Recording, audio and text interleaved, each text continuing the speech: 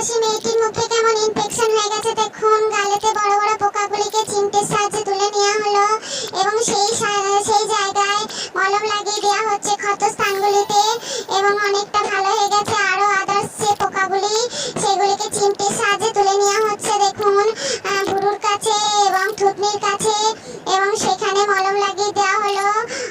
দেখুন মলম লাগিয়ে দেওয়ার পর অনেকটা ভালো হয়ে গেছে। আরো অন্যান্য ক্ষত স্থানগুলিতে মলম লাগিয়ে দেওয়া হচ্ছে, কপালের জায়গায় সব জায়গায় মলম লাগিয়ে দেওয়ার পর একটা নিম প্যাক লাগিয়ে দেওয়া হচ্ছে মুখে। আপনারা অবশ্যই সাবস্ক্রাইব এবং লাইক করবেন।